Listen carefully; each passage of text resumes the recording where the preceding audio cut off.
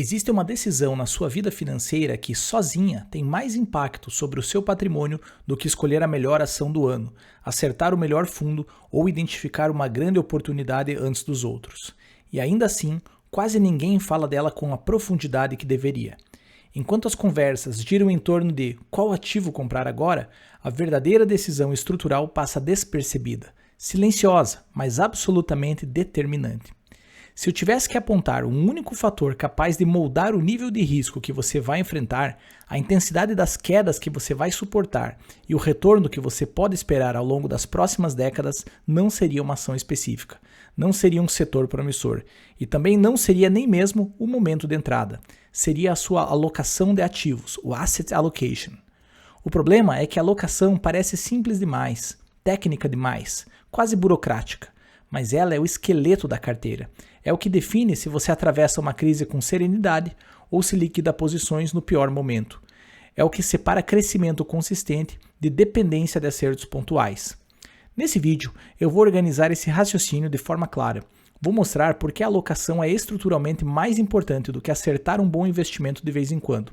Vou comparar carteiras com mais e menos renda fixa, explicar o que realmente muda no risco e no retorno, falar sobre diversificação global, sobre crédito high grade e high yield e até sobre como carteiras baseadas em fatores podem melhorar o retorno ajustado ao risco sem necessariamente elevar a volatilidade.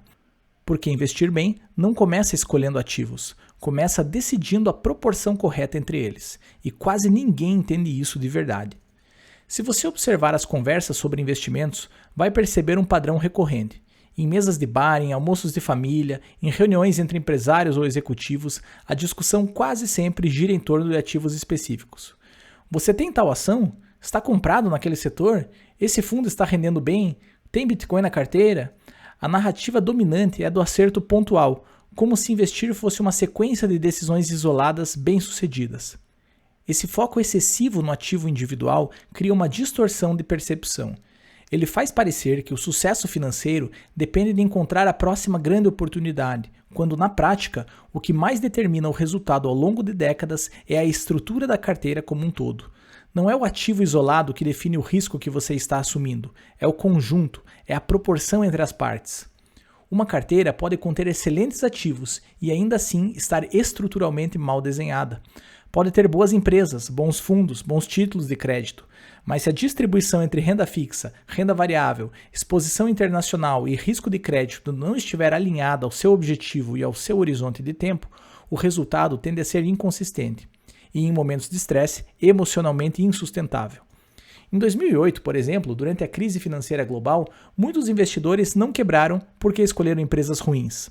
Quebraram porque estavam estruturalmente expostos a um nível de risco que não sabiam que estavam assumindo. Quando o mercado caiu, não foi o ativo isolado que destruiu o patrimônio, foi o desenho da carteira. É aqui que a alocação deixa de ser um detalhe técnico e passa a ocupar o centro da decisão. Ela estabelece quanto risco você está comprando e qual retorno você pode razoavelmente esperar. Antes de discutir o que comprar, a pergunta madura é outra. Qual é a estrutura que sustenta a minha carteira? Quando falamos em alocação, estamos falando da decisão mais estrutural dentro de um portfólio. Quanto do seu patrimônio vai para cada classe de ativos? Quanto permanece em renda fixa? Quanto está em ações? Quanto está exposto ao exterior? Quanto está alocado em crédito privado? Quanto está em ativos mais estáveis ou mais voláteis? Essa escolha vem antes de qualquer seleção específica. Primeiro você define a arquitetura, depois escolhe os componentes. Cada classe carrega um comportamento distinto. A renda fixa tende a oferecer menor volatilidade e maior previsibilidade de fluxo. A renda variável carrega maior oscilação, maior incerteza no curto prazo e, historicamente, maior retorno esperado no longo prazo. Ativos internacionais adicionam diversificação cambial e exposição a outras economias. Crédito privado adiciona prêmio de risco, mas também risco de inadimplência. Ao estabelecer os percentuais destinados a cada classe, você está determinando o perfil estrutural da sua carteira. Está delimitando o tamanho das quedas possíveis. Está configurando o ritmo provável de crescimento. Está, em última instância, escolhendo o tipo de desconforto que será necessário suportar em momentos de crise. Escolher um ativo específico altera detalhes. Alterar a alocação muda o desenho inteiro. É como construir uma casa. Os ativos individuais são os móveis e os acabamentos. A alocação é a fundação e a estrutura. Se a base estiver mal dimensionada, nenhuma escolha pontual compensa isso. Para tornar isso concreto, imagine duas carteiras simples. A primeira tem 80% em renda fixa e 20% em ações. A segunda tem 40% em renda fixa e 60% em ações. Em ambas, você pode escolher bons ativos. Ainda assim, o comportamento estrutural será profundamente diferente.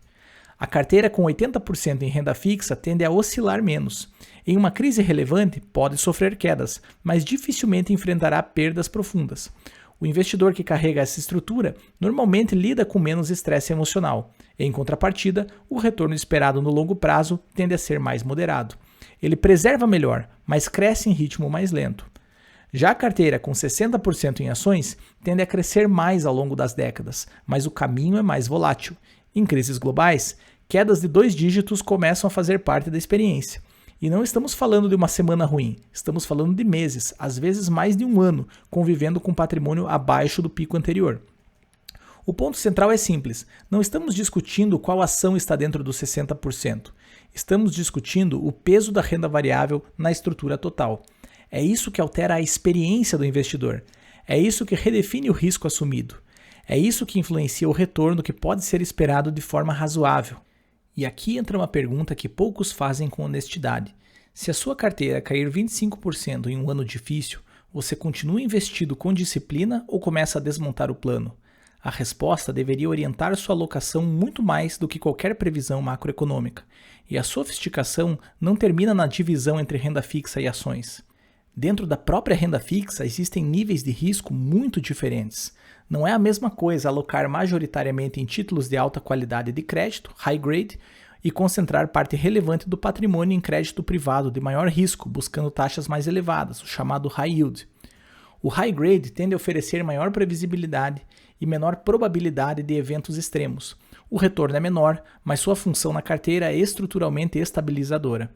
Já o high yield oferece prêmio maior justamente porque carrega maior probabilidade de inadimplência, maior sensibilidade a ciclos econômicos e maior volatilidade em momentos de estresse. Muitos investidores acreditam estar protegidos porque têm uma parcela significativa em renda fixa, mas ao analisar a composição, percebe-se que boa parte dessa renda fixa está exposta a risco de crédito elevado. Na prática, a carteira pode se comportar de maneira muito mais agressiva do que o investidor imagina. Mais uma vez, não se trata do melhor título. Trata-se de compreender qual risco está sendo comprado dentro da classe. O mesmo raciocínio vale para as ações.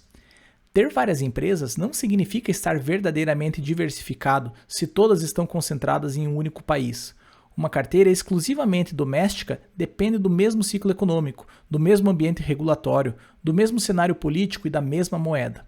Uma carteira global, construída por meio de ETFs amplos, distribui exposição entre diferentes economias, diferentes moedas e diferentes regimes institucionais.